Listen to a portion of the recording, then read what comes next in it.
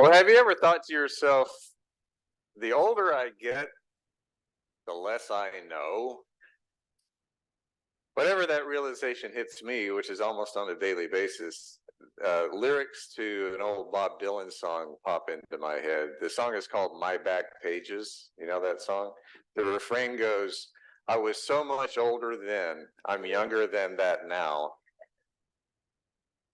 So that song from 1964, I think, is about admitting that things we once were so sure of, we now see in a different light with the benefit of some maturity. It's a very common feeling to appreciate that our real life experience has taught us that the world is a little bit more complex, a little less black and white than what we might have once believed.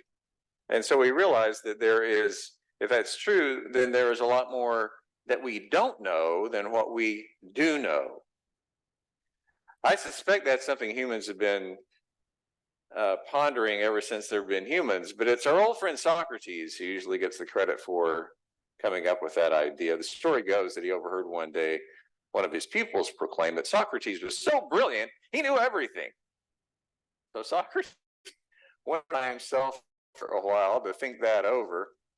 And then he realized that, yes, while he knew a lot, there was so much more knowledge and understanding out there that he would never know. So his response to that was, the only thing that I know is that I know nothing.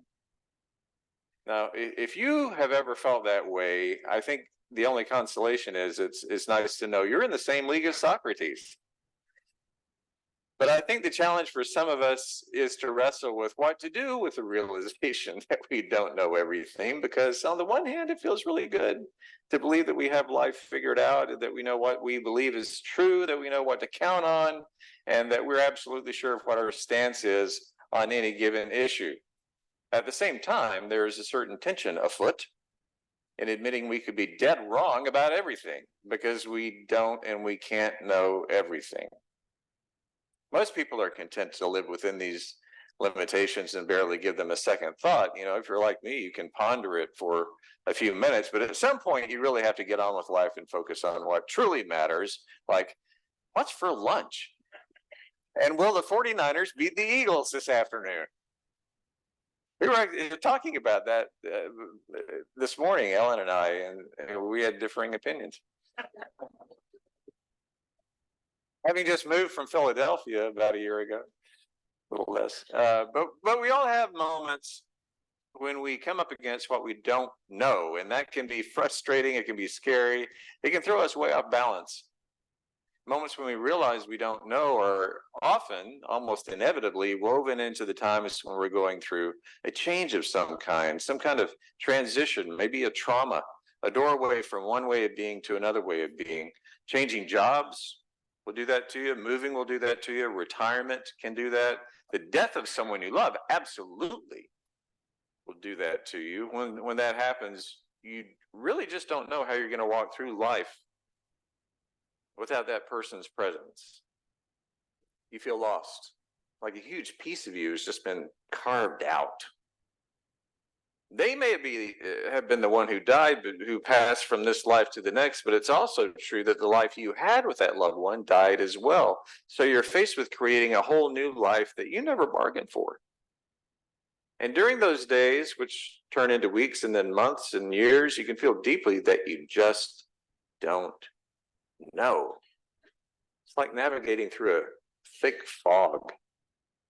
Your only hope is that that fog can't last forever, and that some new way of being in the world is in process.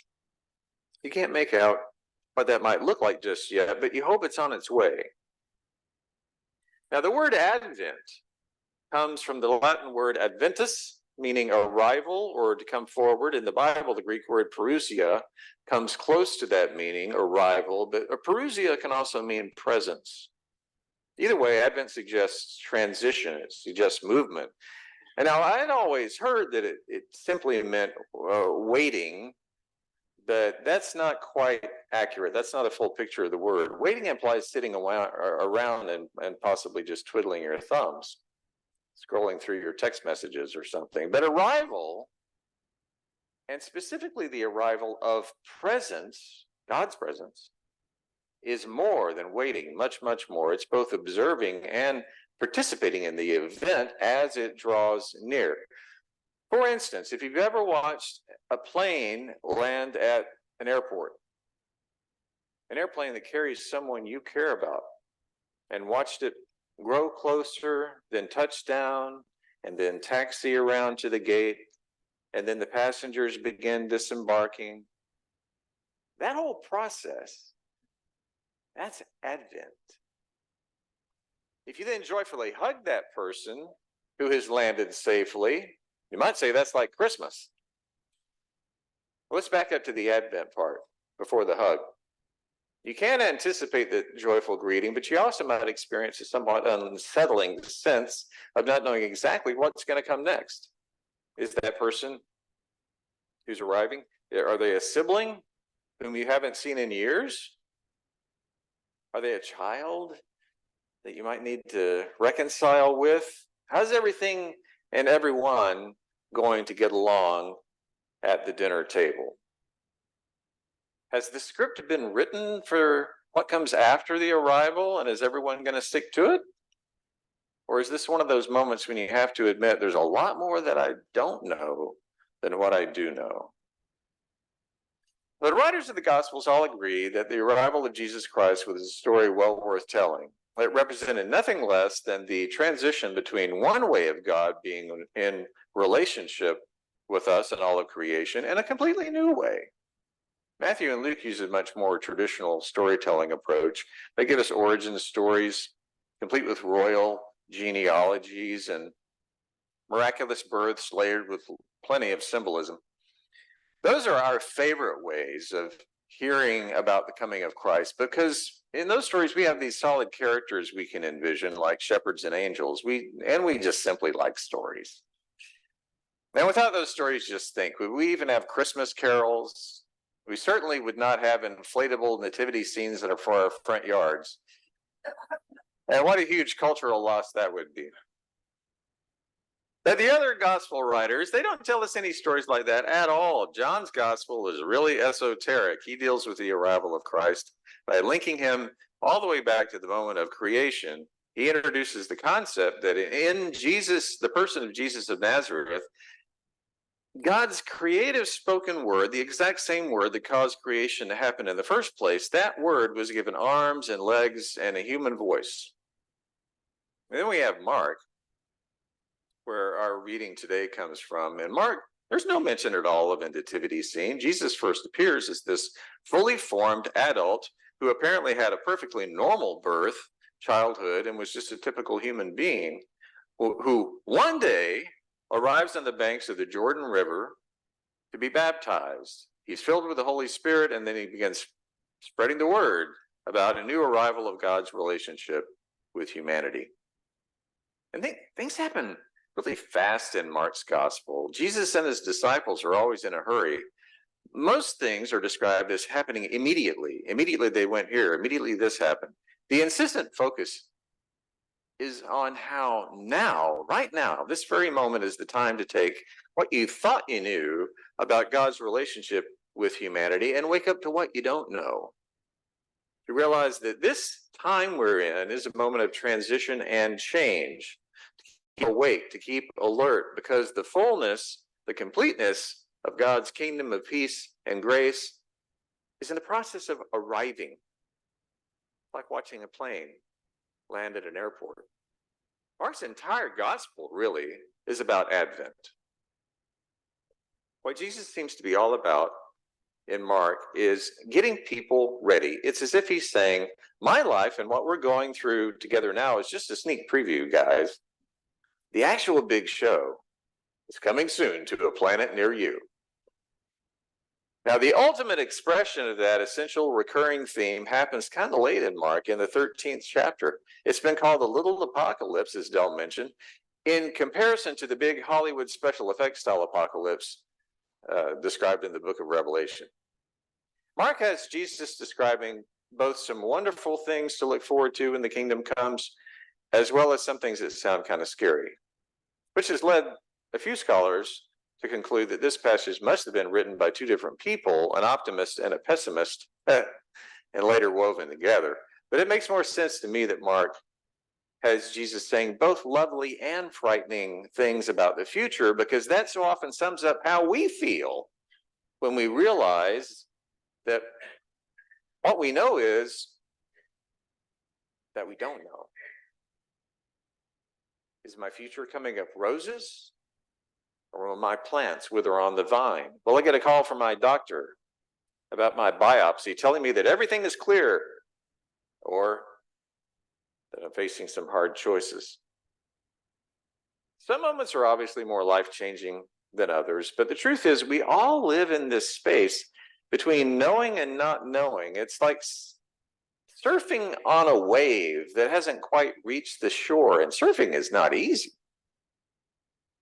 And what Jesus seems to be saying is, to navigate the waters of life, to ride that wave, is to be alert, is to stay awake, to be aware that what you don't know exceeds what you do know, but ultimately he says that is okay. Because another word for living within that space of heightened awareness between not knowing and knowing is faith. To believe in what you believe, but also to believe in what is unseen, unknowable, and that lies just beyond that next crest. What you think you believe now about yourself and about God might change and grow. The very idea that faith is never changing is crazy. Of course it changes and grows. Several weeks ago, my sister Kathy came to visit. You might have met her. She was here at church. Now, I keep up with Kathy and her family, but I had not seen her in several years. Too long. I arrived at San Diego airport to pick her up, and I stood near the bottom of that escalator in the baggage claim area. And it was fascinating to observe the scene. All the people who had just filed off an airplane, they were now ascending the escalator, and all the people like me watching and waiting, looking up. There were folks riding down the escalator who spotted someone they knew, and then they would wave, and the person waiting for them would wave back. Lots of smiles, a few shouts, a few screams, I assume in happiness. And ultimately, laughter and hugs. And I thought, I'm just seeing this snapshot. How many times a day does this scene play out? This arrival, it's constant. People saying, here I come. And the ones who are waiting saying, look, there you are. So when my sister Kathy stepped off the escalator, we hugged. She said, hey, brother. I said, hey, sister. And I don't know why, but I started crying. Maybe it was relief that she had arrived safely. Maybe I was just happy to see her. Maybe it was the result of knowing. Knowing that I was holding on to someone I love and who I know loves me. And nothing, not distance, not time, can ever change that. Faith is knowing, but it's also what fills the gap between knowing and not knowing.